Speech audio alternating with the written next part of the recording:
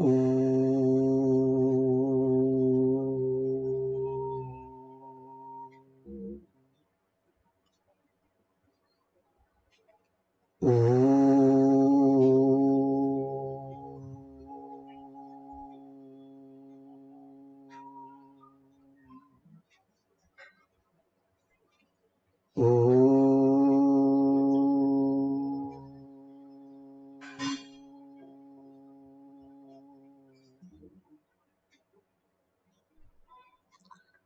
ఓం సహనావవతు సహనౌ భునక్తు సహ వీర్యం కరవావహై తేజస్వినావధీతమస్తు మా విద్విషావహై. ఓం శాంతి శాంతి శాంతి. ఓం గురుర్బ్రహ్మా గురుర్విష్ణుః గురుర్దేవో మహేశ్వరః గురురేవ పరం బ్రహ్మ తస్మై శ్రీ గురవే నమః. హరి ఓం. శ్రీ దక్షిణామూర్తి స్తోత్రం 3వ శ్లోకంలో 3 మానసోల్లాస శ్లోకాలను పూర్తి చేశాం. ఇందులో ముఖ్యంగా ఆత్మ యొక్క కాంతి వలననే జడమైనటువంటి అశాశ్వతమైనటువంటి నామరూపాదులన్నీ కూడా వెలిగింపబడి చూడబడుతూ ఉన్నాయి, వ్యవహరించబడుతూ ఉన్నాయి. దాన్ని ఇంకొంచెం లోతుకెళ్ళి చూపిస్తున్నారు చూడండి. ఎందుకంటే సత్యమైనది, జ్ఞానరూపమైనది, సర్వవ్యాపకమైనది, శాశ్వతమైనది పరమాత్మ ఒకటే. అన్యంగా అనేకంగా కనిపిస్తూ ఉన్నటువంటివన్నీ కూడా ఈ ఆత్మ చైతన్యంలో తేలియాడే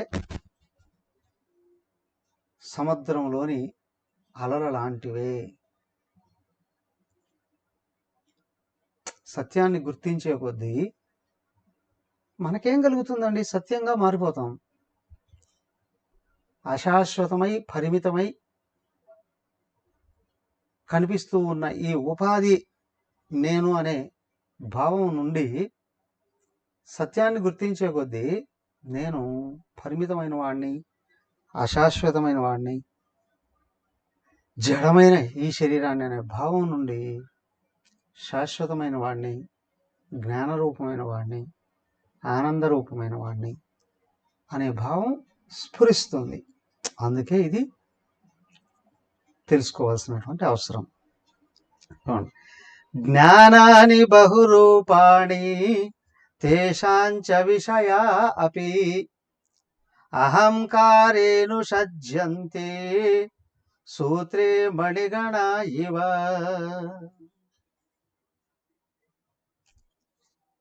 జ్ఞానాలు ఎన్ని రకాలండి?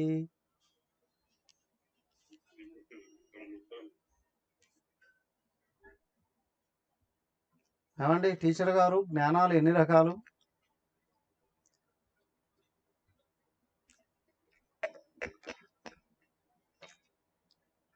బహురూపాణి జ్ఞానాన్ని అనేక రకాలుగా కనిపిస్తున్నాయండి.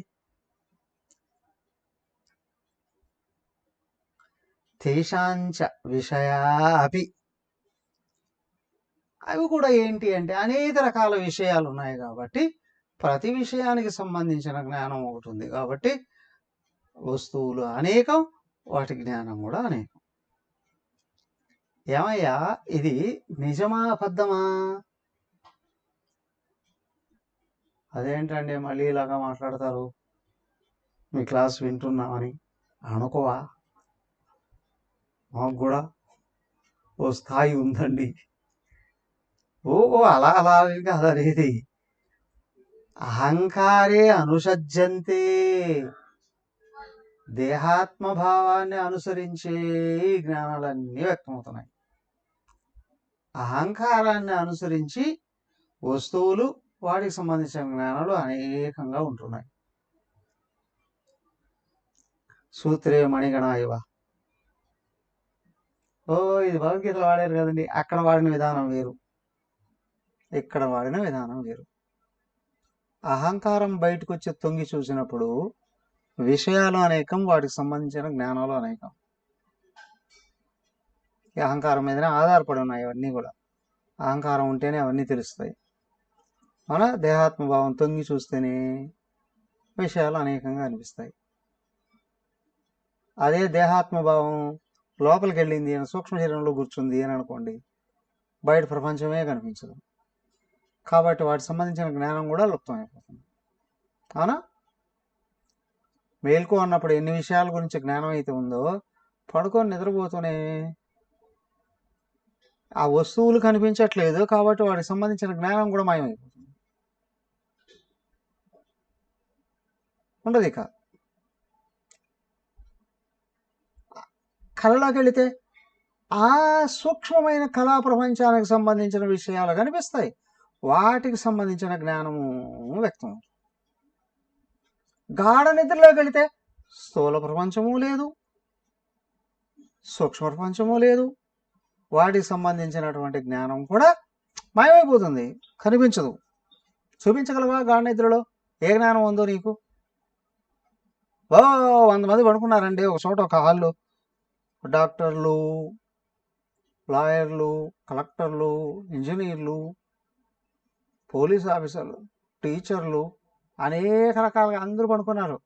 పడుకొని గాఢ నిద్రలోకి వెళ్ళినప్పుడు ఎవరికి సంబంధించిన జ్ఞానము అసలు అస్తిత్వమే కలిగి లేదు, మాయమైపోతుంది. ఎవరి జ్ఞానమో మిగిలి ఉండదు అక్కడ. ఎందుకు? అక్కడ అహంకారం లేదు, దేహాత్మ భావం లేదు, జీవభావం లేదు. అది ఎప్పుడైతే మాయమైందో అదిగో అది నేర్చుకున్న జ్ఞానాలన్నీ కూడా పోతాయి. ఇంతకు వ్యక్తి అనేవాడు అసలు వాడు ఉన్నాడా లేడా? ఎందుకు లేడు? లేకపోతే మళ్ళీ లేయడుగా. ఉన్నాడు, సత్పదార్థంగా ఉన్నాడు. ఆడేం తెలిసింది? కేవలం ఆనందమే. ఉన్నాడా లేడా? లేచిన తర్వాత చెప్తాడు, అబ్బా ఎంత హాయిగా నిద్రపోయానండి. ఏం చేశావు? ఏమీ లేదు. ఏం చూసావు? ఏమీ లేదు. ఎలా ఉన్నావు? ఆనందంగా ఉన్నా. అదెలా? ఎస్, నాకు తెలుసు. నుండి తెలుసుకున్నావా లేక తెలుసుకున్నావా? లేకపోతే ఎట్లా తెలుస్తుంది? ఉన్నా. ఎలా? ఆనందంగా ఉన్నా, ఆనందమే అయి ఉన్నా.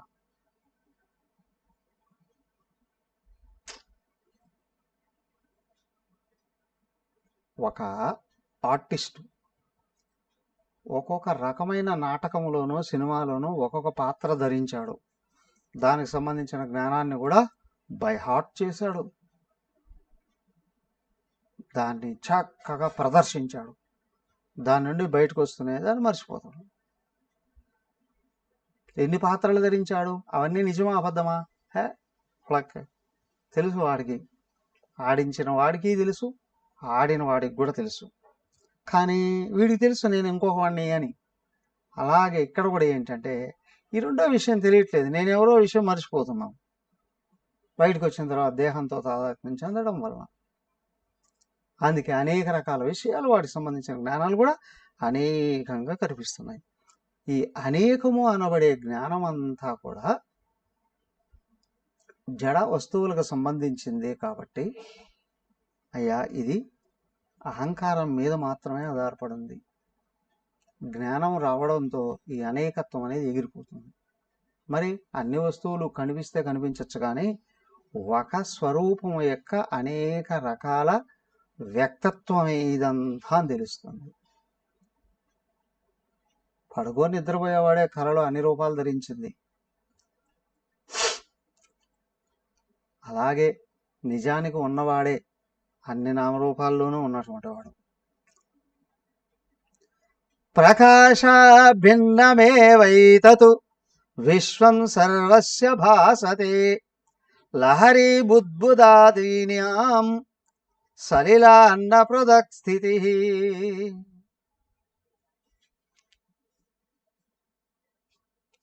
ప్రకాశ అభిన్నం ఏవ ఏతత్వ విశ్వం సర్వస్య భాసతే. ప్రకాశ అభిన్నం ఏవ, అసలు కాంతి వెలుగు జ్ఞానం ఏదైతే ఉందో దానికి అభిన్నం వేరైనది కాదు.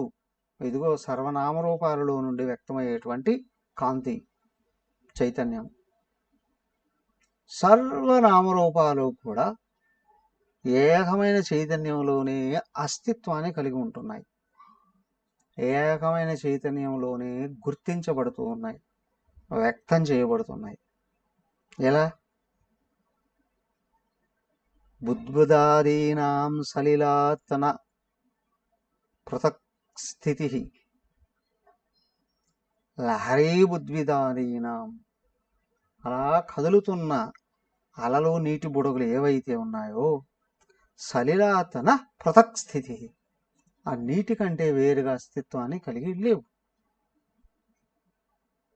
కానీ మనం ఏం చేస్తాం? నీరే కదులుతుంది రకరకాల విన్యాసాలతో. ఏమంటావు? అలలు వస్తున్నాయండి, నీటి బుడగలు కదులుతున్నాయండి. లేదా ఒక రాయి వేస్తే అలాగా అలలు ఏమవుతాయి? చక్రంలాగా కదులు. నీటి వేగం పెరిగింది అంటే సుడిగుండంలాగా కూడా కావచ్చు. చిన్న అలలు, పెద్ద అలలు, నీటి బుడగలు, అనేక రకాలుగా పేర్లు పెట్టి వాటిని పిలుస్తూ ఉన్నాం. ఒకదాన్ని ఇంకొక పేరుతో పిలిస్తే హే అది కాదు ఇది అని చెప్తాం, స్పష్టంగా అథారిటీగా చెప్తాం. కానీ అవన్నీ నీటి కంటే వేరుగానే కాదు. అలాగే కనిపించే యావత్ బ్రహ్మాండం ఆత్మ చైతన్యం కంటే అన్యం కాదు, ఉండడానికి వీలు లేదు.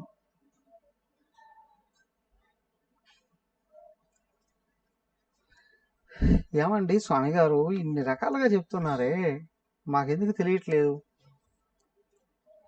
మాకెందుకు కనిపించట్లేదు? కారణాలు రెండు. ఒకటి, దృష్టి ఎప్పుడు బహిర్ముఖంగానే ఉంటుంది. రెండోది, చెప్పబడుతూ ఉన్న విషయం ఏదైతే ఉందో సూక్ష్మాతి సూక్ష్మమైనటువంటిది.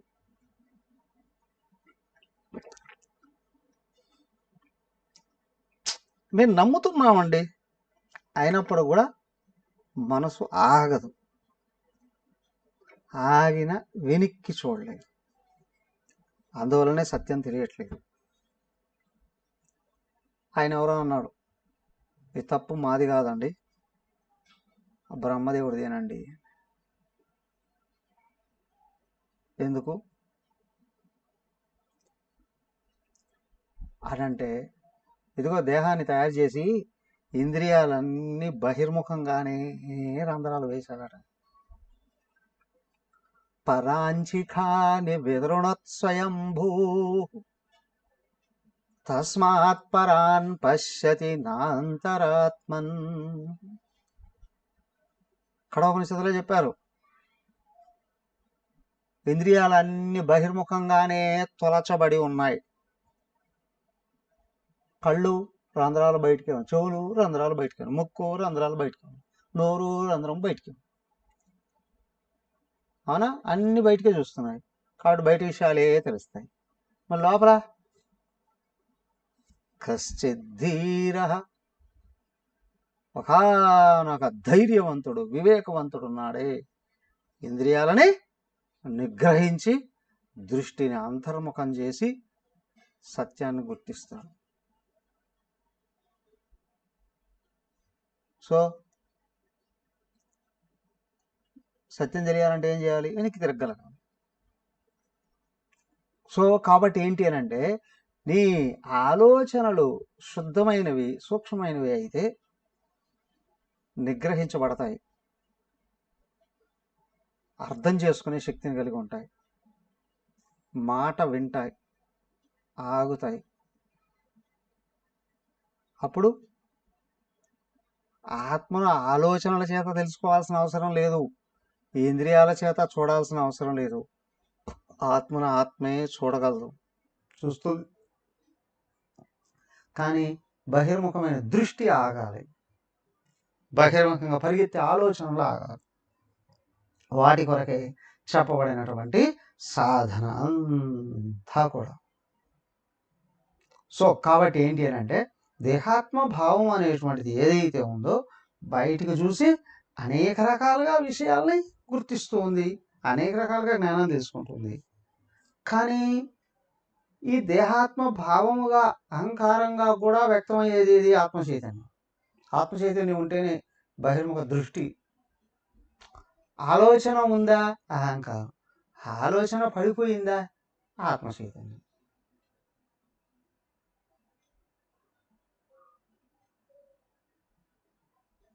ప్రకాశ అభిన్నం ఏవ ఏతత్వ విశ్వం సర్వం భాసదే. వెనకల కేవలం ప్రకాశం మాత్రమే ఉంది, దానిలోని ఇవన్నీ వ్యక్తమవుతున్నాయి. ఎందుకండి?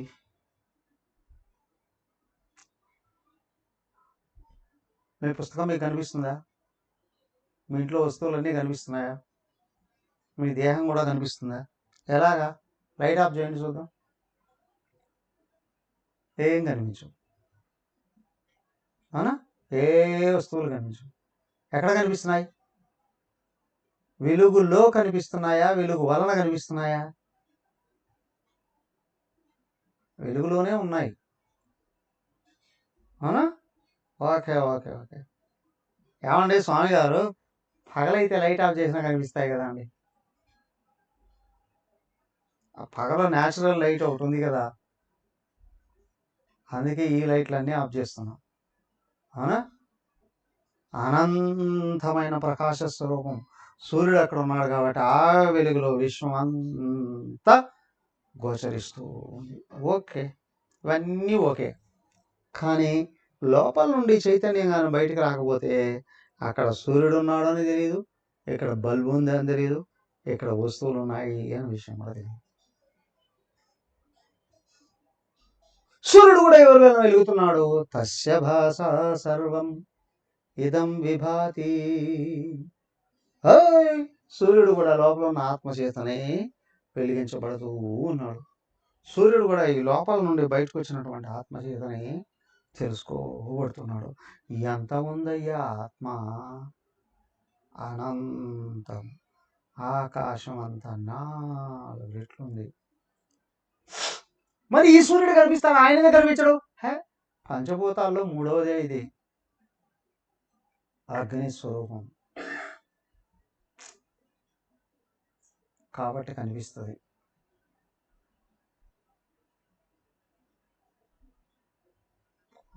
ఆత్మ అగ్ని కంటే సూక్ష్మం వాయువు, వాయువు కంటే సూక్ష్మం ఆకాశం, ఆకాశం కంటే సూక్ష్మం మనస్సు, మనసు కంటే సూక్ష్మం మాయ, దానికంటే సూక్ష్మం ఆత్మ. దానికి వీటి చేత అది గుర్తించబడదు, సూక్ష్మమైంది కాబట్టి. మరి ఇంకెలా గుర్తించబడుతుందండి? ఏ దాని సపోర్ట్ అవసరం లేదయ్యా. ఆత్మ జ్ఞాన స్వరూపం, వెలుగు స్వరూపం కాబట్టి ఆత్మను ఆత్మే గుర్తించగలదు, వేరే ఏమీ అవసరం లేదు. అప్పుడు తెలుస్తుంది. ఆత్మలో కూర్చొని చూస్తే అనంతమైన ఆత్మలో బ్రహ్మాండం అలాగా సముద్రంలో అలల్లాగా కదులుతూ ఉంది.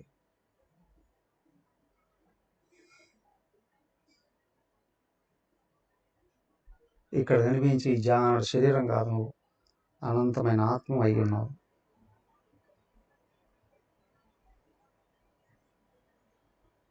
శ్రద్ధస్వ నమ్ము.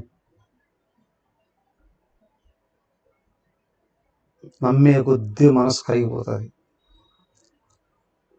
నిజం గోచరం అవుతుంది.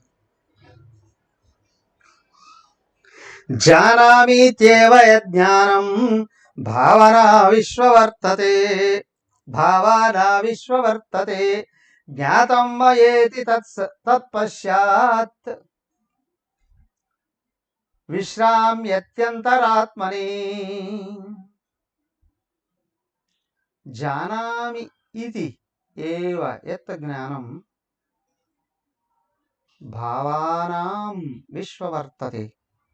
ఇదిగో ఇక్కడ నామరూపాలు ఏవైతే ఉన్నాయో భావానాం విశ్వవర్తతే, ఈ బ్రహ్మాండంలో వ్యక్తమై కనిపిస్తూ ఉన్నటువంటి నామరూపాలు ఏవైతే ఉన్నాయో జానామి ఇది వేత్త జ్ఞానం, తెలుసుకుంటున్నాను అనే జ్ఞానం ఏదైతే ఉందో,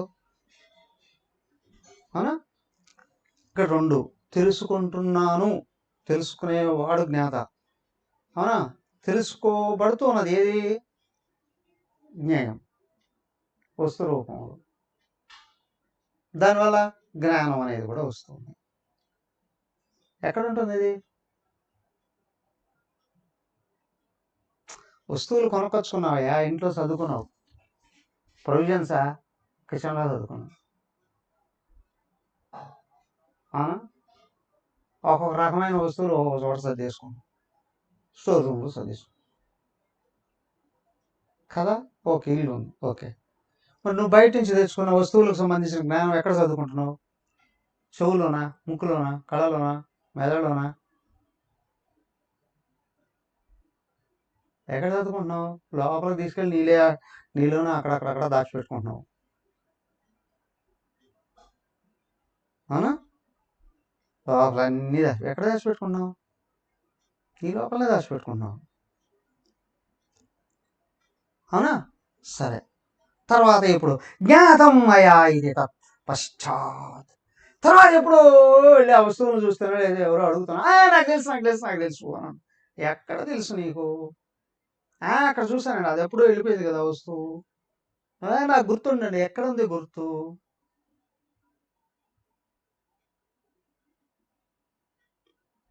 మాస్టర్ చెప్పిన పాఠం అంతా నోట్స్లో రాసుకున్నానండి, ఓకే.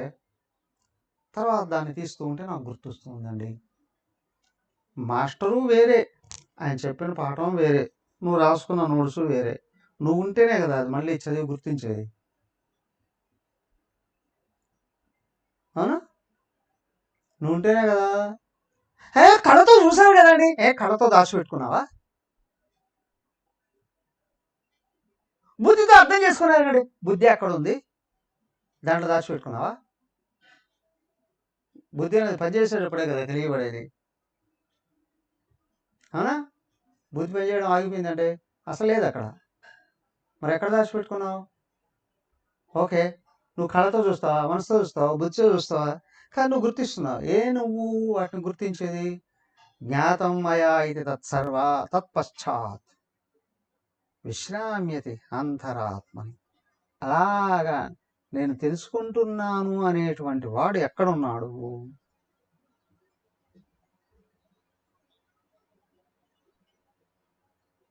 ఎక్కడ విశ్రాంతి పొందుతున్నాడు?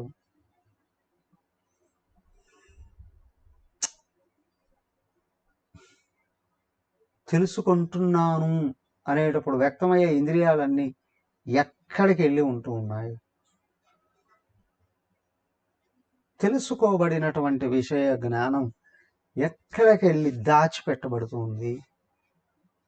ఇదిగో ఈ నేను అనేవాడు ఒక్కడ లేకపోతే ఈ సర్వస్వమ్మా.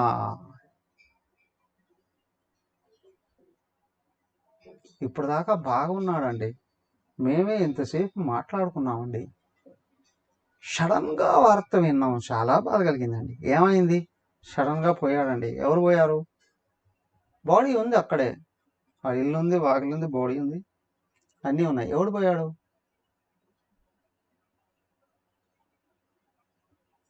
ఎవడు పోయాడు?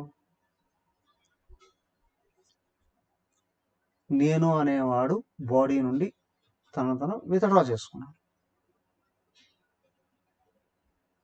Connection cut చేసేసుకున్నాడు. స్విచ్ ఆఫ్ చేసుకోలేదు, కనెక్షన్ కట్ చేసుకున్నాడు. ప్రతిరోజు రాత్రి స్విచ్ ఆఫ్ చేసుకుంటాడు, మళ్ళీ లేసుకొని స్విచ్ ఆన్ చేసుకుంటాడు. కానీ ఇప్పుడు వైర్ కట్ చేసేసాడు, ఇంకా ఈ బాడీలోకి వాడు రాదలుచుకోలేదు. ఎవరు వాడు? ఎక్కడున్నాడు?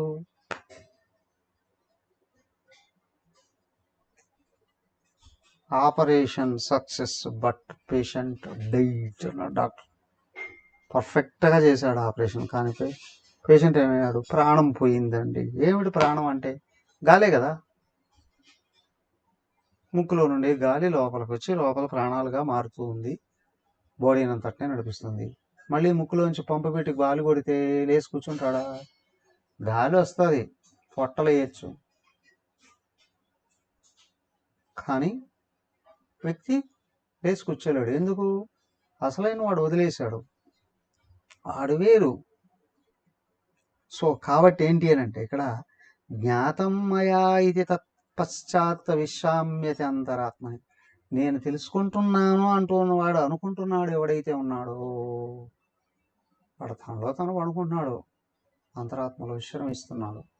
కాబట్టి ఈ విషయాలన్నీ మరుగుపడిపోతున్నాయి. వాడు పూర్తిగా ఈ దేహాన్ని వదిలేశాడు, ఏమీ తెలియవు. సో బాగా గుర్తించు, వ్యక్తి అంటే ఈ శరీరం కాదు, ఇంద్రియాలు కాదు, ప్రాణాలు కాదు, మనసు కాదు, బుద్ధి కాదు, వీటికి అన్యంగా ఉన్నాడు, అనంతంగా ఉన్నాడు, శాశ్వతంగా ఉన్నాడు. శాశ్వతంగా ఉంటే ఎందుకు చచ్చిపోతాడండి? దేహం చచ్చింది, ఆయన వ్యక్తం కావట్లేదు అంతే. దేహానికి టైం అయిపోయింది, ఎక్స్పైర్డ్. ప్రపంచంలో తయారు చేయబడే ప్రతి వస్తువుకు ఎక్స్పైరీ డేట్ ఉంటుందా లేదా? కదా. కాబట్టి మనిషిని కూడా అన్నారు ఎక్స్పైర్డ్ అంటే ఏమని, డేట్ అయిపోయిందండి, అవుట్డేటెడ్ కదా, అయిపోయిందండి, టైం అయిపోయిందండి. ఎవరికి? లోపల ఉన్న ఆయన కాదు, బయట ఉన్న శరీరానికి. ఈ శరీరం ఇంక పనిచేయదు, అంతే, ఇక పనికిరాదు. రిపేర్ చేసుకోవచ్చు కదండి, టైం ఉంటే రిపేర్ చేసుకోవచ్చు. అందుకే కదా ఆపరేషన్ సక్సెస్ అయిన పేషెంట్ డైడ్ అన్నారు. ఎందుకని? రిపేర్ అయితే చేసావు, కానీ దానికి టైం లేదుగా, వెళ్ళిపోయింది, అది పనికి రాదు, ఇంకా వస్తూ శిథిలం అయిపోతుంది, కనిపించకుండా పోతుంది. సో బయటికి తొంగి చూసి దేహాత్మభావమేమో అనేకంగా చూసి, అనేకంగా తెలుసుకొని, అనేకంగా కనుక్కొని గ్రహిస్తూ ఉంటే, కానీ ఆ లోపల ఉన్నాడే ఒక్కడే అయ్యండి, ఒక్కడే వెలిగిస్తూ, ఒక్కడే వ్యక్తం అవుతూ, ఒక్కడే తెలియబడుతూ, ఒక్కడగానే ఉంటున్నాడు. నిజాన్ని గుర్తిస్తే ఒక్కడు తెలియబడతాడు.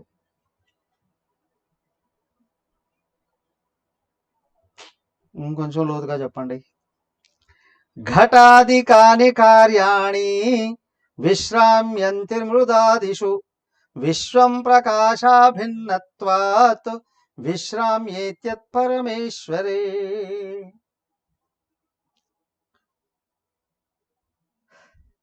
ఘటాదికాని కార్యాణి మృదాదిషు విశ్రామ్యంతి.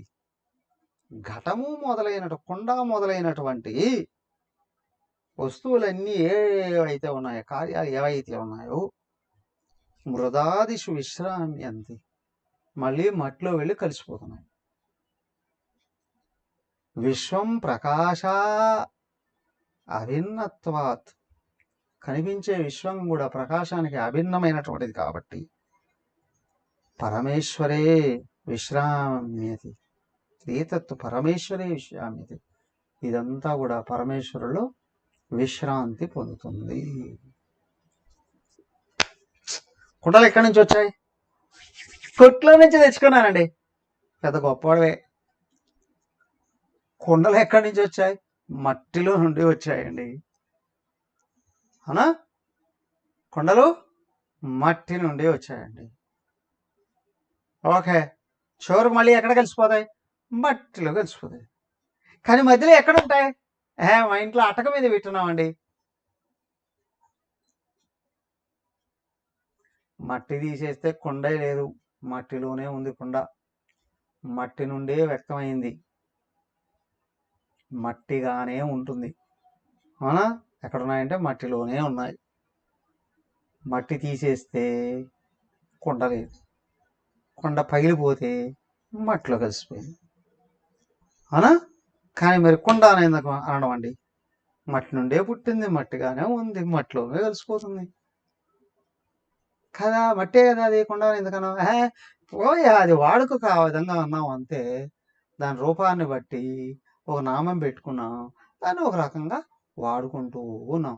కొండను పట్టుకొని వచ్చి చట్టి అంటే, తొట్టి అంటే, కావు అంటే హే నమ్ముతావా? లేదండి. హే వీడికేం తెలియదు పోరాటం కదా. మరి ఏంటండి, ఓ ఆకారానికి పేరు, దానికి ఒక ప్రయోజనము ఉంది.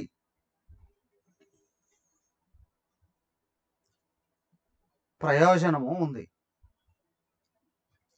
కానీ చివరికి ఏమవుతాయి? ఎక్కడి నుంచి వచ్చాయో అక్కడికే వెళ్తాయి.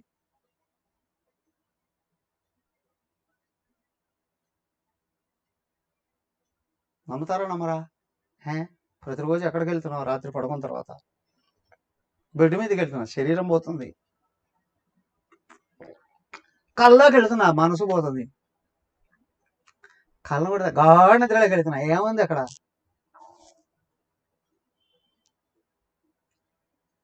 శరీరం పనిచేయట్లేదు అంతే బయట, కానీ లోపల జీవుడు ఈశ్వరుడిలో కలిసిపోయాడు. ఈశ్వరుడుగానే ఉన్నాడు, ఈశ్వరత్వాన్నే పొందాడు. దానికి దుఃఖ ఛాయ కూడా లేదు అక్కడ. అన్యత్వం కనిపించలేదు, దుఃఖ ఛాయలు కూడా లేవు. ఈశ్వరత్వంలో కలిసి ఉంది. రోజు అక్కడికి వెళ్తున్నాం, మళ్ళీ ఇటు వస్తున్నాం, అక్కడికి వెళ్తున్నాం. ఎందుకు వెళ్తున్నాం అక్కడ రోజు? ఎవరికి చెప్పకుండా? పిల్లల్ని అడగచ్చు పెద్దవాళ్ళు, సీక్రెట్గా ఎందుకు వెళుతున్నాం అక్కడికి? మనం ఎందుకు వెళుతున్నాం రోజు గాఢనిద్రలోకి? నేను వెళ్ళాలని అనుకోలేదు కానీ అండి, నేను వెళ్ళాలనుకోవట్లేదండి, కానీ వెళుతున్నాం. ఎట్లా వెళుతున్నావు? వెళ్ళకుండా ఉండలేము లేదండి. ప్రయత్నం చేయి. అమ్మో కష్టం అవుతుందండి. డబ్బులు ఇస్తే చచ్చిపోతామండి. అవునా? గాఢ నిద్రలోకి వెళ్ళకుండా ఉండగలమా? నువ్వు ఎన్ని కోట్లు ఇచ్చినా మాకు అవసరం లేదు పోండి, చచ్చిపోతాం, పేలిపోతుంది బాడీ గాఢ నిద్రలోకి వెళ్ళకపోతే. ఎందుకని?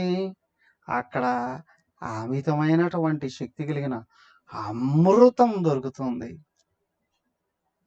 అమృతత్వం దొరుకుతుంది. అందుకే అక్కడికి వెళ్ళకుండా ఉండలేదు. అస్సలు నిజం ఏంటో తెలుసా?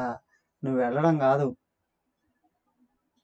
తోకా తొండాలు పెట్టుకుని ఎగిరేటువంటి అహంకారం పడిపోతుంది అంతే. బయటికి తొంగి చూస్తే అహంకారం పడిపోతుంది, నువ్వుగా ఉంటున్నావు. ఏతత్ పరమేశ్వరే విశ్రామ్యతి. పరమేశ్వరుడిలో విశ్రాంతి పొందుతూ ఉంది, హాయిగా సుఖంగా ఆనందంగా నీలో నువ్వు ఉంటున్నావు. మేల్కొన్నప్పటి నుండి ప్రాక్టీస్ చేయి.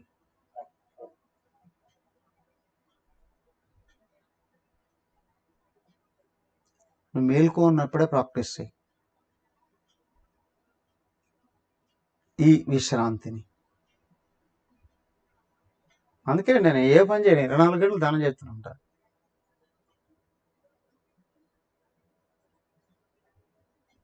ధ్యానం ప్రాక్టీస్ ఏకాంతంగా చేయాలి. చేసిన తర్వాత అక్కడ ఏది గుర్తించావో దాన్ని గుర్తు పెట్టుకొని వ్యవహరించాలి. ధ్యానంలో కూర్చొని ఆలోచించుకోవడం, పనులలో కూర్చొని ధ్యానం చేస్తానడం చేతగానితనం. వ్యవహారాలు చేస్తూ చేస్తూ చేస్తూ ఉండగానే మనసుని శుద్ధం చేసుకొని ధర్మాచరణ ద్వారాగా మనసుని సూక్ష్మంగా మార్చుకొని వేదాంత విచారణ ద్వారాగా ఉపశమింపచేయి. ఇక్కడే గుర్తిస్తావు. దేహం ఉండగానే నేను నువ్వు గుర్తిస్తే జీవన్ముక్తుడివి అనబడతావు.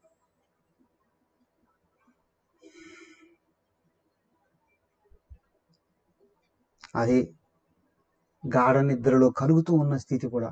కాకపోతే నేను ఎవరు ఎక్కడున్నా విషయం తెలియట్లేదు, అందుకే గాఢ నిద్ర అన్నాం. మీకు అజ్ఞానం పొర ఉంది కాబట్టి.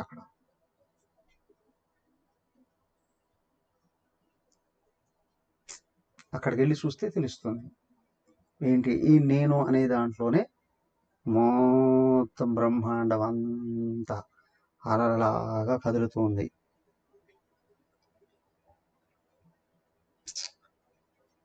ఇంత బాగా అర్థమవుతుంది, అనుభవం ఎందుకు రావట్లేదు?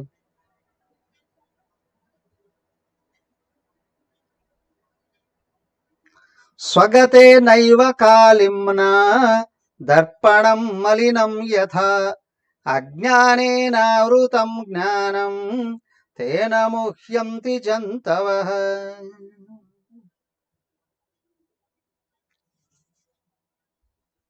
దర్పణం స్వగతేన ఏవ కాళిమ్నా మలినం యథా. అర్థంగానే ఉంది, కానీ దాని మీద మసి లేదు మట్టి వచ్చి పడింది. అర్థంగానే మురికి అయిపోయింది.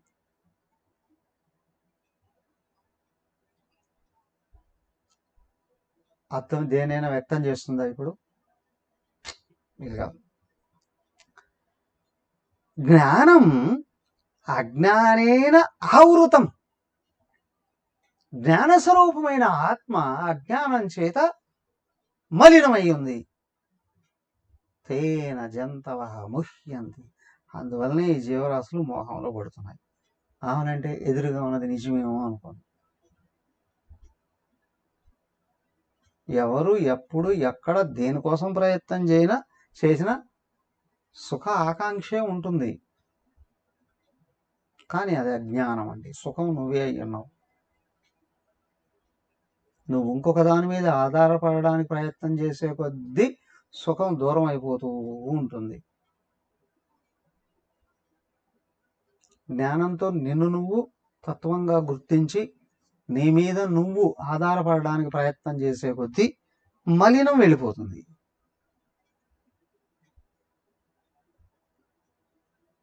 దానికి ఎంత చక్కటి ఉదాహరణ ఇంతకుముందు చెప్పారు. ఏది? నీటిలో అలల్లాగా, నీరే కదులుతుంది అలల్లాగా అని. ఓకే, మాకు ఆ విషయం స్పష్టంగా అర్థమవుతుందండి. మరి ఇక్కడికి వచ్చేటప్పటికి అంతా ఒకటే అనే విషయం అర్థం కావట్లేదండి. ఎస్ బాగా గమనించి చూడు. కారణం ఏంటంటే అద్దం మీద మురికి పడ్డట్టు. ఎక్కడ పడింది మురికి? లేదండి, మేము రోజుకు 2-3 సార్లు స్నానం చేస్తాం, 4-5 సార్లు ముఖం కడుక్కుంటాం, 2 సార్లు బట్టలు మార్చుకుంటాం. ఇంకొంతమంది అనొచ్చు చక్కగా ముఖం ఫ్రెష్గా పెట్టుకుంటాం, ఏదో మేకప్ చేసుకుంటాం అని కూడా అనొచ్చు. ఈ మురికి పడింది అంతఃకరణలో.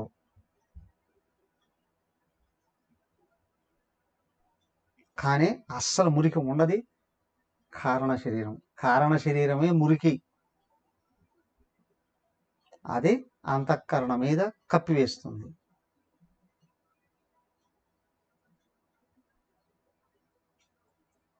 దేహాత్మభావం కలిగినప్పుడు జీవుడు సూక్ష్మ శరీరం నుండి వ్యక్తమవుతున్నాడు. ఆత్మభావం కలిగిన జీవ చైతన్యం కారణ శరీరం కంటే కూడా వెనక నుండి చూస్తాడు.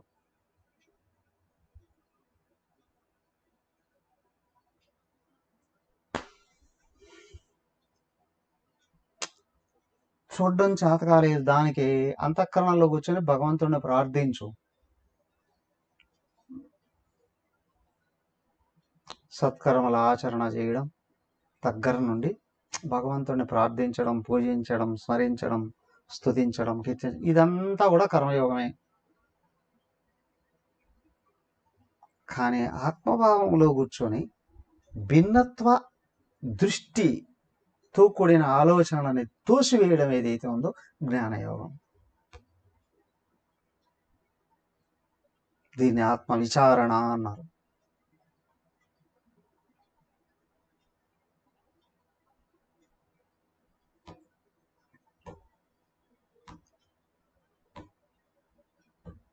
గురువు చెప్పినట్టు చెయ్యి, ఓకే. తర్వాత గురువు చూపిస్తున్నట్లు ఉండే శక్తి వస్తుంది.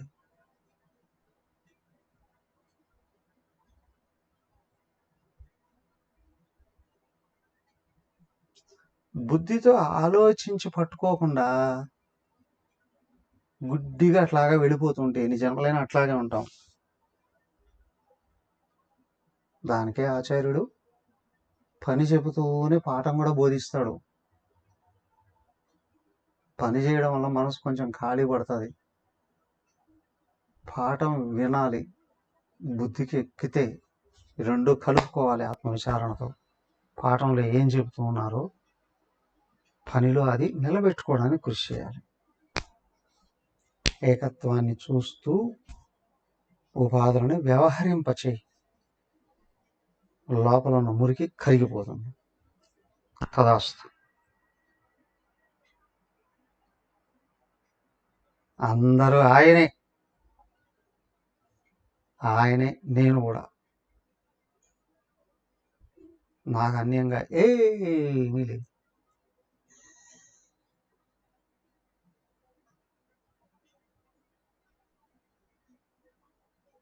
ఇంకెక్కడిది మోహం? అంతా సుఖమే, అంతా జ్ఞానమే. హరి ఓం. ఓం సర్వే భవంతు సుఖినః, సర్వే సంతు నిరామయాః, సర్వే భద్రాణి పశ్యంతు, మా కశ్చిద్ దుఃఖభాగ్ భవేత్. ఓం శాంతి శాంతి శాంతి. హరి ఓం. శ్రీ గురుభ్యో నమః. హరి ఓం.